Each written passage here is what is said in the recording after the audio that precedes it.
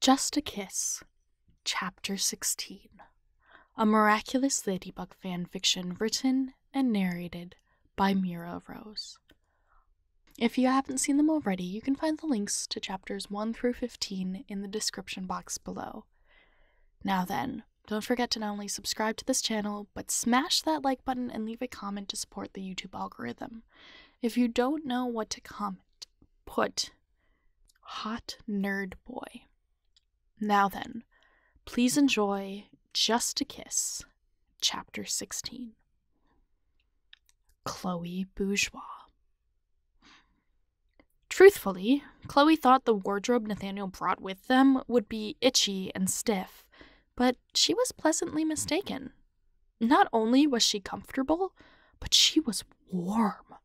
She was never warm at photo shoots, and with the way the clothes fell, she wasn't obsessing over her stomach. She always obsessed over her stomach, even on days like today where the only thing she had in her was a glass of water. The first half of the shoot went well, with nearly no retakes. There were a couple of poses Nathaniel had to correct her on because, despite her family name, she was no longer going for a bourgeois look. No more baddie Instagram aesthetics for her for at least the next year. She wasn't sure this would be a good career move, but at least Nathaniel was happy. Ugh, since when was she a side character in her own life? She rubbed her lips together, not used to only wearing chapstick in a place like this. She so desperately wanted to know what Nathaniel and the director were chatting about, but moving from this chase would cause trouble for at least 3 people, considering how she found herself draped with 2 cable knit blankets and 3 books with English titles. What kind of monster tries to read 3 books at the same time? Ugh, pretentious nerds. She sighed, hoping fresh oxygen would help her calm herself as Nathaniel trotted over. "What's going on?" she asked, raising her eyebrows to look nonchalant. "So Nathaniel ran his fingers through his hair and adjusted the glasses he wore only because he thought it made him look like a manager, as opposed to a freshly graduated teenager. "I sent that sponsor a few shots I took with my phone, and they liked them." "Well, of course. I look good in anything." He shook his head, and Chloe bit her lip. She knew he didn't like her vanity, and his disapproval hit her straight in the gut, even though it shouldn't. She shouldn't care about it. "Well, they want the ad sooner, if we can." "Sooner?" she echoed. "The shot was next week. Can't get much sooner than that." Like, today." "But we don't have a model. It was a couple's product. Sure, they'd scheduled a male model for this shoot to show up, but it was to share clout with the popular academia account." Nathaniel stared at the ground before looking up again. "Well, I'm just the part." Chloe inadvertently checked him out, her eyes flicking to do a once-over. "You? Oh, come on, Chloe. It's not like I don't have clout." It was true. He would be a good crossover for her social media. "Well, I suppose you'll do." She arched her neck, the most uppity thing she could do without changing positions. "Also, take this." He held out a pill and stretched to grab her water bottle, just out of reach beside the chase.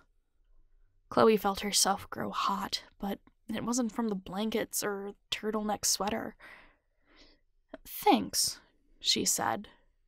The last pill started to wear off an hour ago, and the lights weren't helping the headache. "I'm the best manager you've got," he joked.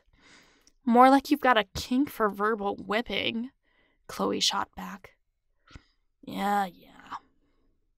One of the lighting artists led her out of the pile of fabric and led her to a love seat as Nathaniel talked over his vision for the phone case sponsorship. To her surprise, he came over to her and sat beside her, grabbing her legs and putting them over his lap before throwing an arm over her shoulders. "Kind of reminds me of that time we were in your father's movie theater," he said into her ear, putting a book in her lap before wriggling out his phone. He already had the phone case they meant her to promote on it, as she could expect from a content manager like him. "Now, look up." Chloe watched as he raised his phone above their heads and heard the camera clicks from the far corner. Yeah, right. This was a photo shoot, and their product was a phone case. Matching phone cases. Phone cases for couples. She should win an Oscar for her acting throughout the rest of the day. Or Emmy? Grammy? Chloe wasn't sure what American awards were for what. Whatever. There were a ridiculous amount of single-word name awards, and she deserved one of them for being able to be, well, herself with nerd boys sitting centimeters away from her, if that. Hot nerd boy. Arrgh, don't be superficial, Chloe. He's still that dorky, gangly boy. You have no interest in him. Sighing as she wiped off her makeup, Chloe collapsed into her bed after a long day, although it was barely past 3. Thankfully, Nathaniel made arrangements to drop her off, and oh, how she needed this bed. Closing her eyes, she did her best to think about anything and everything other than the distance they didn't have on that couch, and his voice in her ear. So frustrating. She may as well sleep off the hangover.